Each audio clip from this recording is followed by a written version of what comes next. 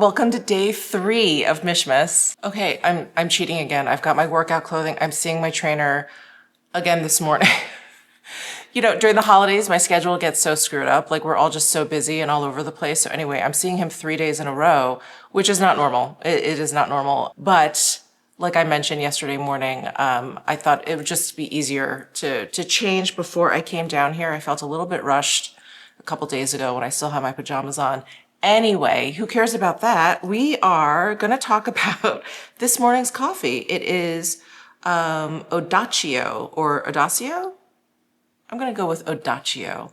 It is bold and lively. It is a 7 out of 12 intensity and blah, blah, blah, blah, blah. 4 out of 5 bitterness, 2 out of 5 acidity, 4 out of 5 roastiness. Okay, let's give it a shot. That's interesting because it is kind of fruity, but it's not sour. Like a lot of the fruity coffees have like that sourness to them when they have like fruity notes, and I'm not the biggest fan of that. But this one it's smoother. I guess that's the right word. It's smoother. Oh, quite nice. Well, here we are, day 3. I woke up a little sleepy this morning, I have to admit. Woke up a little bit sleepy, dragged a little bit. Usually I'm like up right before my alarm goes off, so I just get out of bed, turn off my alarm. I don't even usually need it.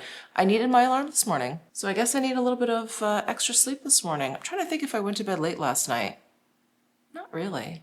Not really. When I'm home, my schedule is pretty much like clockwork. Like, I get tired at the same time and I wake up at the same time. It's usually just when I'm traveling or jet lagged. Obviously, my sleep schedule is off and kind of crazy.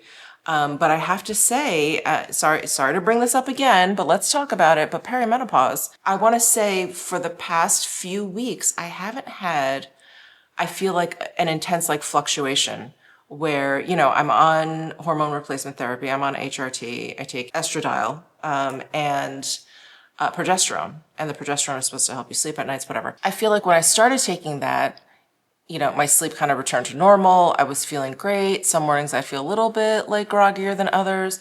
But then even after a while, I felt like the fluctuations kind of came back, and there were some nights or a lot of nights in a row where I wouldn't sleep through the night. I'd be waking up in the middle of the night, you know, 2, 3 a.m. But lately I feel like it's evened out again. So I wonder, please God, if my day of like menopause is coming where it's just, I am done. I am done. And that's where your hormones just like even out, because that's the real kicker with perimenopause, is that everything is like not only in flux, but like out of sync. I wonder if that day is coming. Coming soon. Anyway, enough of that. That's a lot of perimenopause talk before breakfast. But let me go. I got to get to the gym. Let's open up today's advent calendars, and I'll be back after my workout. Okay, it is day 3. I see the box over here. Oh no. It's like stuck. Oh, there we go. All right. Ooh, this Lily Fia. This is one of their newer scents. I love this little bottle. Oh, super light, very Lily of the Valley. Very beautiful. Okay, day 3 for Oak Essentials. Up here. Oh God, ooh, what's this? Ooh, the Balancing Mist. Ooh, I love a good face mist. Such a nice, fresh spa scent. Oh, that's nice. Oh, it's moisturizing, but it's not oily. Ooh, well, that's very lovely. Wow. I can't get over the fragrance. It's divine. Okay, day 3. Now, one was on the first level. The second one was on the second level. I'm guessing day 3 is at the bottom. Yeah, here we go. Here we go. What have we got? Oh, the Benetint. I think this is one of their most iconic products. It's like a sheer, like, color tint for your cheeks, for your lips, or whatever. This has been around forever. I think this is the very first Benefit product I ever learned about decades ago. Okay guys, I thought for today's video I would answer some questions. I asked for questions on my Instagram stories, and I have plenty here. I'm not going to get to all of these. I apologize. But I will try and get to as many of these as possible. I'm just scrolling through them for the first time now. Thank you guys for these questions. Okay. Let me let me just start. I was trying to think if there was any like good order I can do this in, but no. Okay. No questions here, just happy Mishmas. Oh, thank you. Thank you. That's so nice. I loved all your travel vlogs during 2025. Were you always interested in travel or mainly in recent years? So mainly in recent years. I've always been interested in travel, I guess you could say, but it was never like a priority for me. I I only traveled abroad once before 2019, so 6 years ago. And in 2019, I went to Japan. I went to Tokyo, Kyoto, Hiroshima, and Osaka with my friend Melissa. And that was my like first really big trip. And I was nervous. I didn't know what to expect, but it was so life-changing that really like broke open the dam for me. I really caught the travel bug at that time. And unfortunately, I went towards the end of 2019 and we all know what happened in 2020. And I was even planning a trip, I remember, in 2020 with a friend of mine to go to Marrakesh, to go to Morocco. And we, had dates and we were talking about it and we just kind of kept pushing it off and pushing it off. And then, what was going on in 2020 got worse and worse. And so we were like, okay, let's just revisit this in the future. So I did end up going to Marrakesh, to Morocco in 2022, but not with this friend, with another friend who was celebrating her 50th. And again, it was another kind of like life-changing, life-altering trip. And it was just incredible. And I went to Paris in 2023 for the very first time, basically for my husband's 50th. We went early that year. We went in February, and it was just fantastic.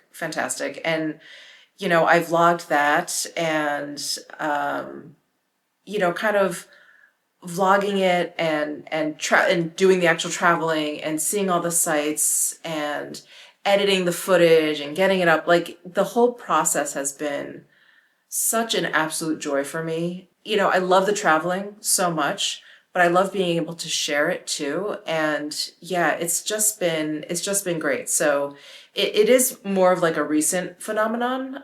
When I was younger, I kind of always thought about it and, oh, wouldn't that be great or whatever. And of course, back then, there was no social media. There was no, internet, online stuff. So it would just be like pictures that you saw, or your friends would come back from a trip and they would talk about it. And so, yeah, I thinking back, I can't even think of like which places I wanted to go to when I was younger. I mean, Europe, I think, was always a big thing. I was always interested in like cities. I was never like, ooh, I want to go to like the Bahamas. Like that was never really a thing. But I do remember sort of fantasizing about a lot of the cities in the UK. I remember thinking like London. For some reason, I was dying to go to Birmingham. Don't know why. Still have never made it to Birmingham.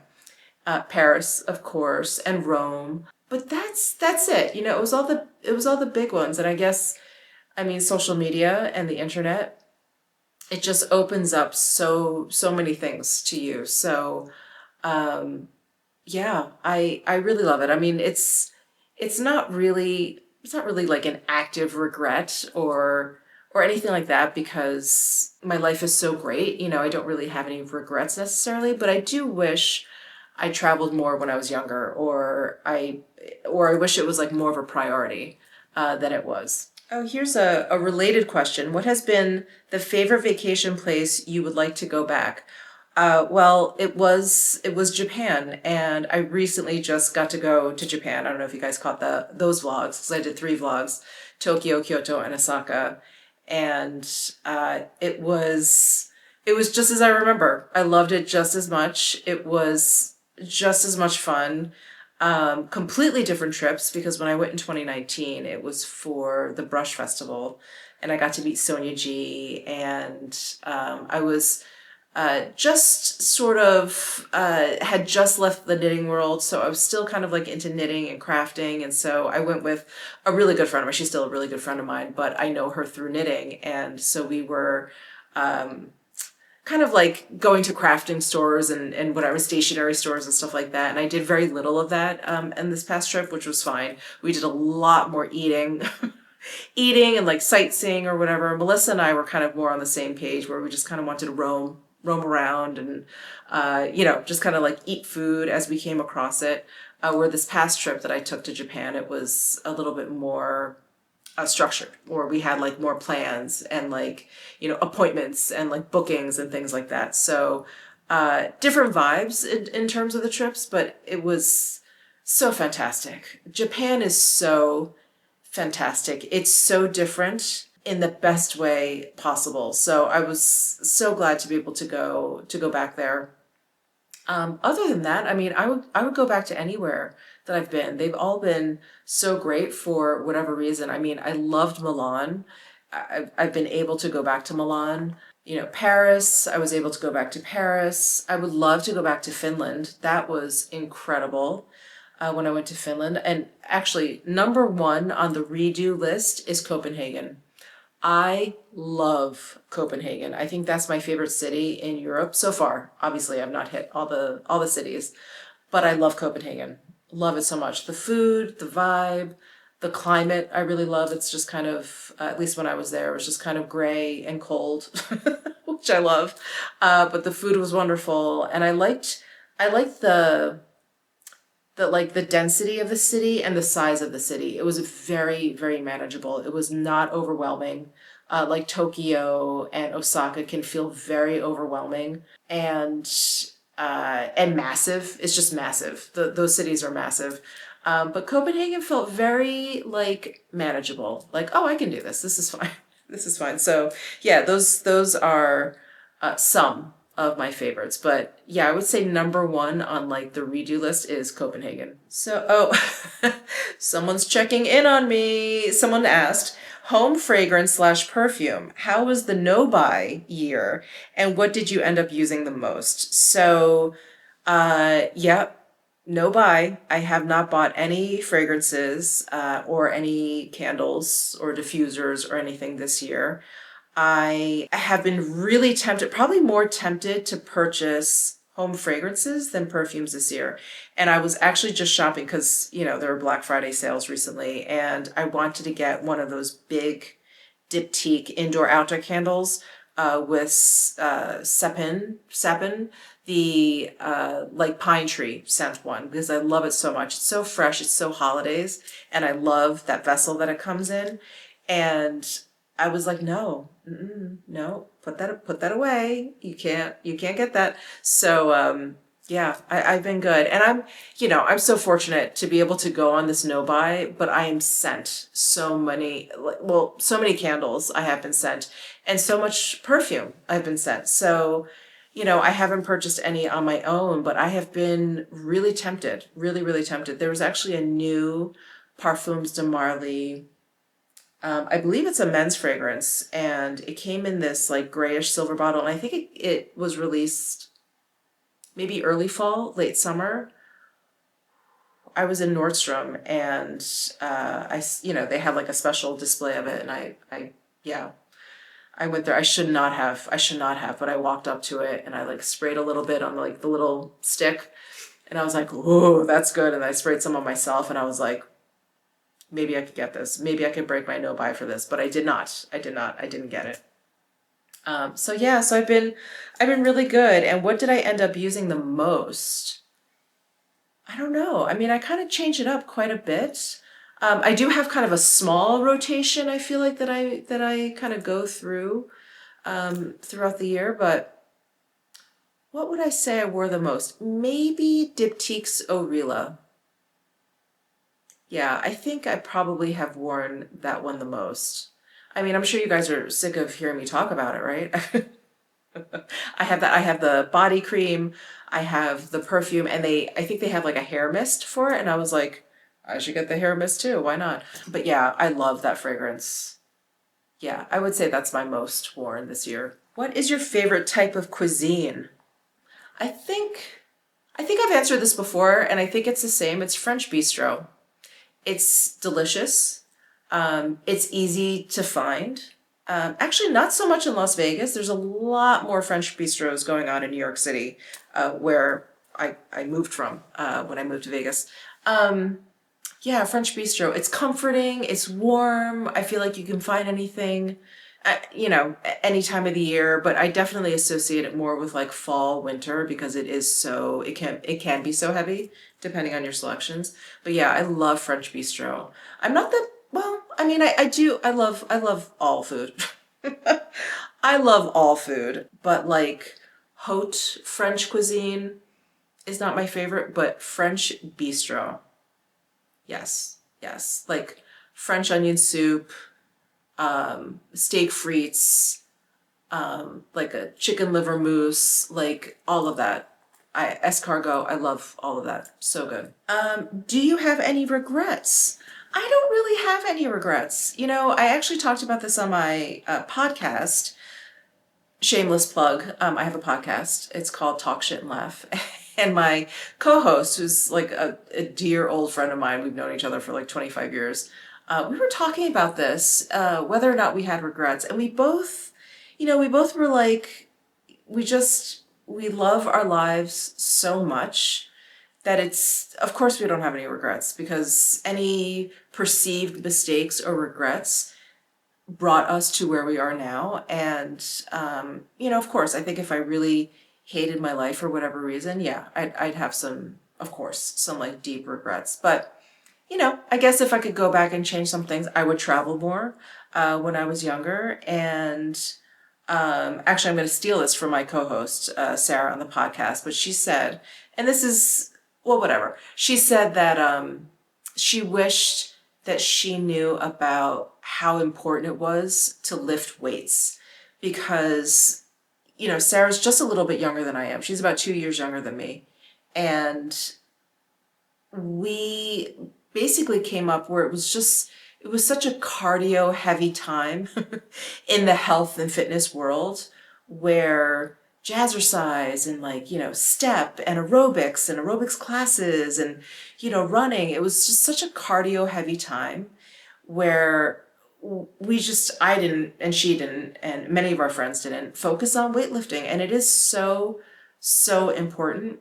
I mean, I think cardio is important as well, but we just didn't do any of it. I barely did any weightlifting, like after high school. I did some weightlifting in high school, but that's it. And so, yeah, that's definitely one of my, if I could go back and do it differently, I would have had a much more balanced, I don't know, fitness focus in my 20s and 30s and 40s, those 3 decades mainly. Just, I would have done like more 50-50 of weightlifting and cardio. So, yeah. Is that lame? Sorry. Oh, looking forward to Mishmas. Thank you. Thank you. Oh, how did you learn to knit? I want to learn, but knitting store too far away. Okay, yeah. I have a couple other knitting questions in here. They're basically the same. Like, why did you start knitting, or how did you learn to knit? Yeah. Can you share some more about your knitting? So before I started YouTube, I was a hand knitwear designer, so I was a big knitter or whatever.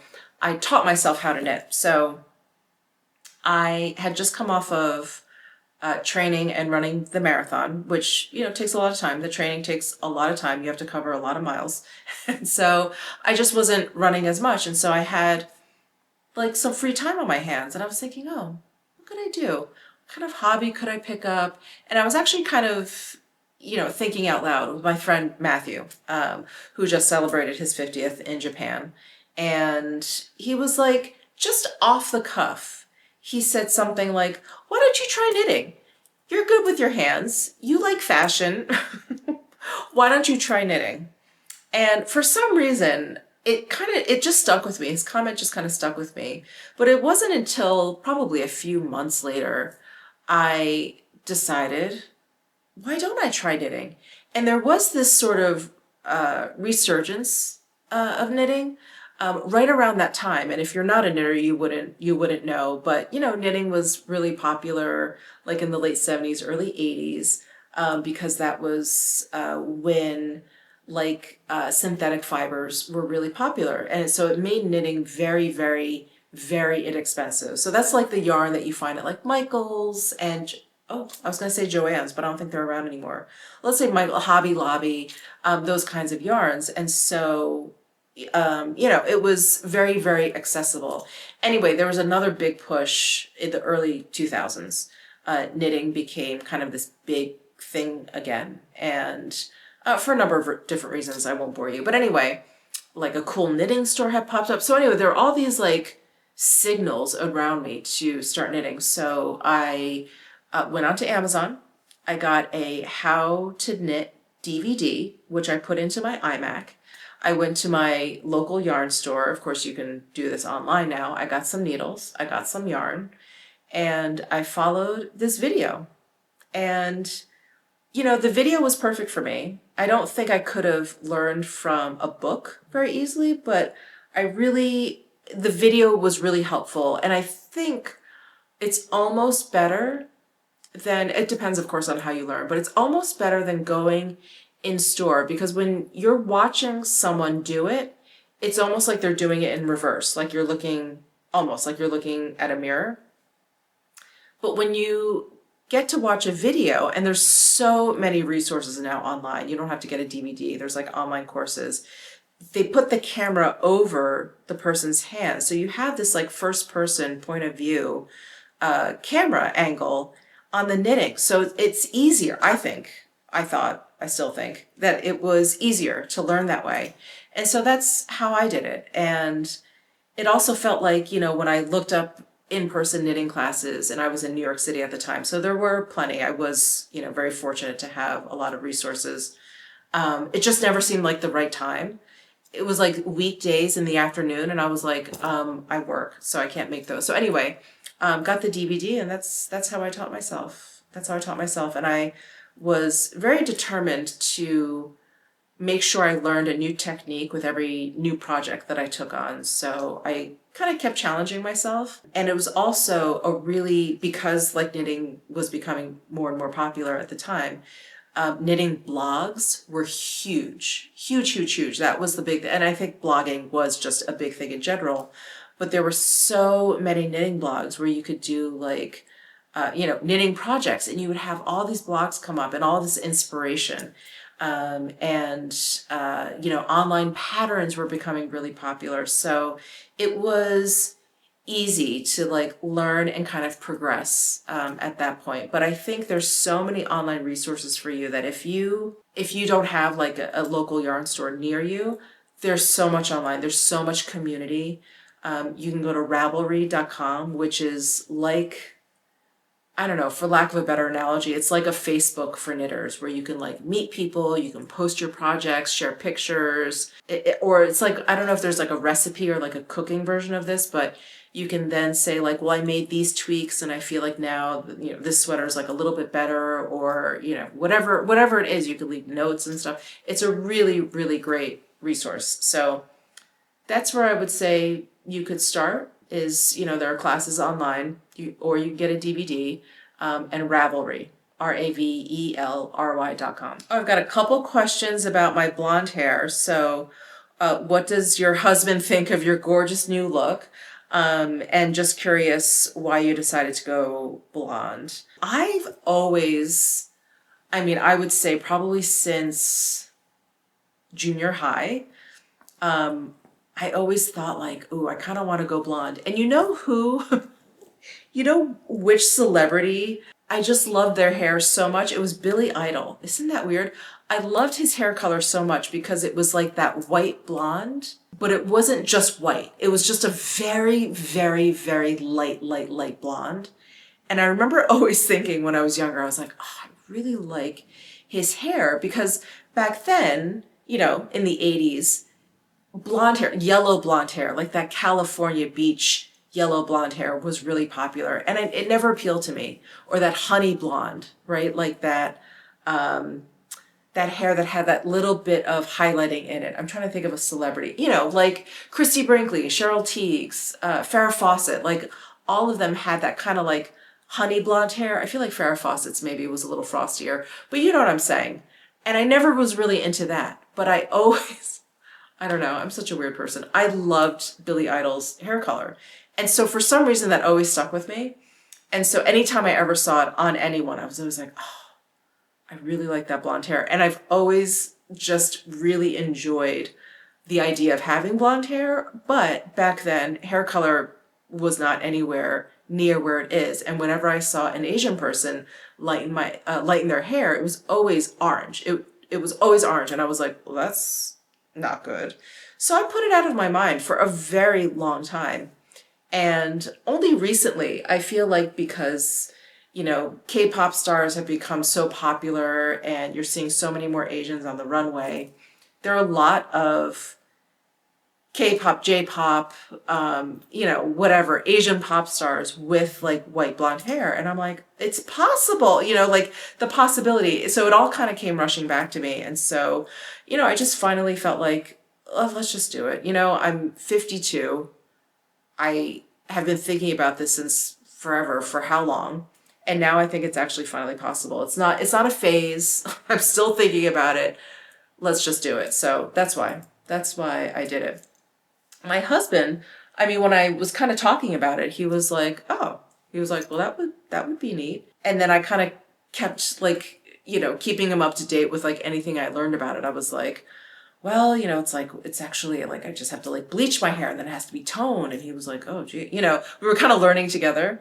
And then, you know, when I got my consultation, I was like, she says it's going to take like 8 hours the first time. And he was like, are you still going to do it? You know, it was like a lot of this like, whoa. And I was like, I think so. I think I'm still going to do it. So anyway, when it took 11 and a half hours to do it the first time, he kept texting. He was like, are you on your way home? But yeah, but he likes it. He likes it. No, nothing. He was like, oh, it looks nice.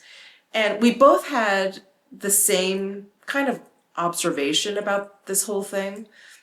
Because a few weeks into it, I just looked in the mirror and I was like, I turned to him and I was like, this is the stupidest thing I think I'm ever going to say. But I was like, I feel like, or I thought that going blonde, I was going to be like unrecognizable and look completely different. I was like, but I just look like me with blonde hair. And he was like, I agree. He's like, I don't look at you and it's like shocking. It's just you with blonde hair. So anyway, he likes it. He doesn't, no complaints. He's not like, oh God, change it back. Yeah, he likes it. Oh my God. How is your chin up goal going? It is also one of my fitness goals. It's not going. Terrible. You know, this is my excuse. This is my excuse. So I have been traveling a lot, and hotel gyms, travel gyms, they never ever have like an assisted pull-up bar. Sometimes they have like a bar there, right? That's pretty common. But without the assistance, and a lot of times they don't have like the boxes, I could probably jerry-rig something or figure something out. But I'm usually doing a very modified workout when I'm traveling. And so if I don't see like an easy sort of like pull-up situation, I don't do it. I'll do like lat pull downs, but we know that's not really the same, but I'll do lat pull downs or whatever. And so I just haven't, I've really fallen off.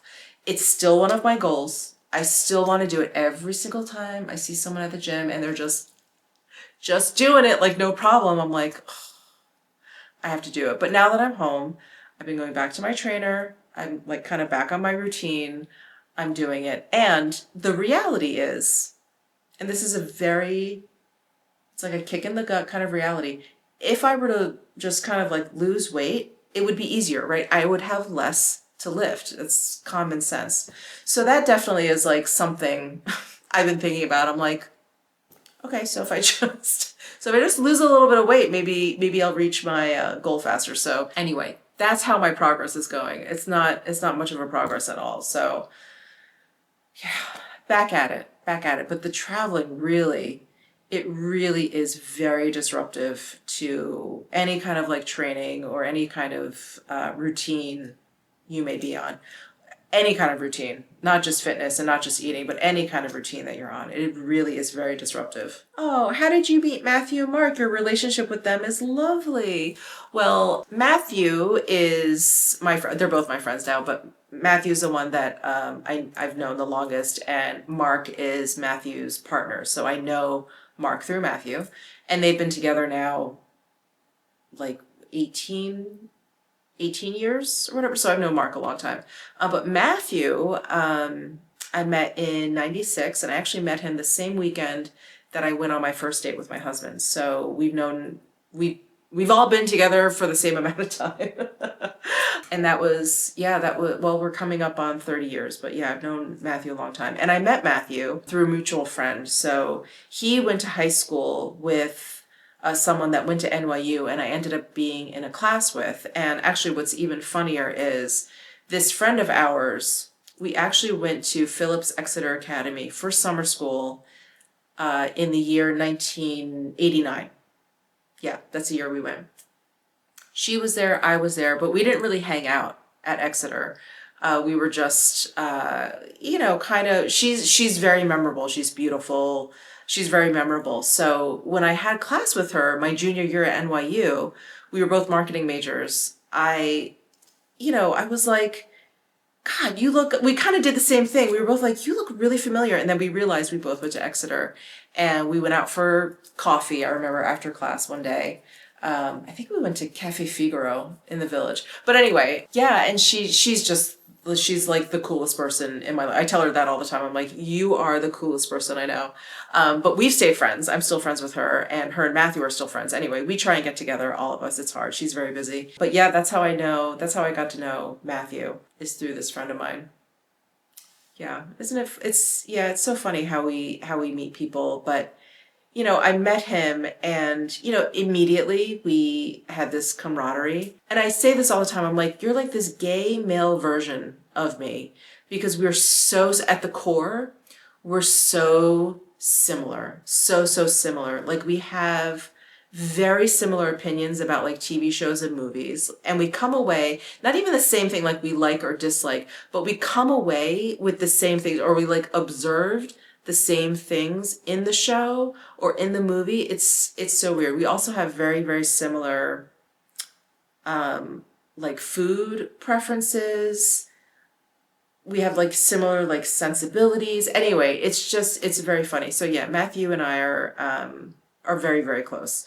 And I love Marky. Marky he's so dear to me. I love his family. So yeah, we're just very, very close. I really, I actually took them into consideration, them and of course some of my other friends, when we decided to move to Vegas. I was like, I don't know if I want to leave them.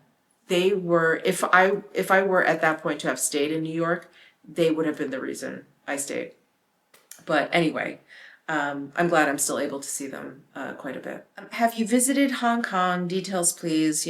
When we're likes and dislikes. I've never been to Hong Kong, and by the time you guys see this, it will probably be, oldish news, but my heart goes out to anyone affected by those fires, or the fire in Hong Kong. There was a big, big fire, if you guys hadn't heard, a huge fire in a high rise, and more than 100 people were killed. So anyway, no, I've never been to Hong Kong. I would love to go. I do have family. I have one cousin that lives there. Would love to visit him. Would love to go to Hong Kong. Yeah. I mean, the food there is supposed to be like off the hook. So yeah, I would love to go. Best advice when redo. Best advice you received when struggling with depression. Best advice you'd give in turn. I have never struggled. Wow. I'm struggling with speaking is what I'm struggling with. I've never struggled with clinical depression. I want to say that. And I did make a video talking about feeling very, very down, feeling very depressed, and feeling unlike myself when I was going through perimenopause. When I was going through perimenopause, and I am going through perimenopause, but before I started taking HRT. But I've never been diagnosed with clinical depression. I don't suffer from depression. So I don't want to answer this question in a way that makes me sound like I know what someone who's been going through depression or who suffers from depression, I don't want to sound like I know what they're going through. I don't. I do not. It is something that I think I can empathize and I can sympathize with those around them, but I can't really relate. But I can tell you that I definitely have down days. Definitely have days where I'm not happy, where I do feel sad, I do feel blue. Not often, not often, and they don't really last a long time. Maybe a day, maybe a couple days. I just think they're normal, and I think I've gotten to that point in my life where, all of us, if you've lived life, you go through these cycles and you recognize these cycles. And I've been through how many like bad days have I been through? Like thousands, right? At this point, at my age. And so, I mean, the best advice I could give someone who doesn't suffer from depression, but maybe is just kind of going through a shitty time is it will pass. It will pass. But if you do suffer from clinical depression, maybe that's something chemical. I can't say that. I don't know. You probably need medication. Again, I'm not a doctor. I don't suffer from depression. But I do think, and I talk about this with my husband quite a bit because his mother is a doctor of psychology. She's not a psychiatrist, but she is a PhD in psychology. Is that one, I don't think enough people go to therapy. They should go to therapy, myself included. It's something that I am really thinking about doing seriously. I will say the one thing that's sort of holding me back is just going out and looking for someone, and because I know the first one that I go to or whatever probably isn't going to be the one. I'm going to have to, you have to find the right one. Anyway, I think more people should be in therapy. Therapy should be a very normal thing. And this is what my husband and I talk about a lot, is that we are constantly going for physical tune-ups. We go to the dentist every 6 months. We go to the dentist every 6 months. We go to the eye doctor every year. We go to the gynecologist every year. We have a physical every year. You get a mammogram every year. You get a colonoscopy, every 5 years, whatever it is. I get my flu shot every year. I get COVID shots out. So physically, I feel like it's very normal to have these tune-ups. But mentally, there's no mental tune-up. There's no annual mental checkup. And I think it's a real shame, a real shame that it's not something that is normal. I think we really have to normalize going in and getting like a brain tune-up. It's just, I don't know. I don't understand why that's not normal. I feel like this is probably more important. And I've talked about this in terms of my eating, the relationship I have with food, which has never been good. And it really was a light bulb moment when I was watching one of these like fitness or health, wellness, we'll say wellness podcasts. And it was a trainer, and he said, if I'm dealing with someone who is, obese in any way or seems to have trouble with eating, he's like, I tell them that they should go see a therapist, and that will be more effective than actually seeing me as a fitness trainer, because you have to fix up here before any of this is fixed. And anyway, thank you for coming to my TED Talk. That's my 2 cents. That's my 2 cents in regards to depression and mental health in general. What is your fave thing about Christmas, and what is an unpopular opinion you have for Christmas? My favorite thing about Christmas. Whew, that's tough. That's tough. There are a lot of things I like about Christmas. I love the cozy vibes. I love the time of the year, the Christmas season. Winter season is my favorite. I love cold weather. I love snow. I like blustery winds. I love all of it. I love gray skies. I love all of that. I love all the lights, like the Christmas tree, downstairs in my family room. I love waking up and walking downstairs and seeing that all lit, all the little twinkle lights. Like I just love all of that. I guess Christmas decor is what you would call it. I love that. Do I have any unpopular opinions about Christmas? Well, this is my one unpopular opinion about Christmas. I don't know if this is what you meant, but I think what is slowly ruining Christmas. Here I go. You guys are all probably rolling your eyes right now. It's like, oh, here she goes.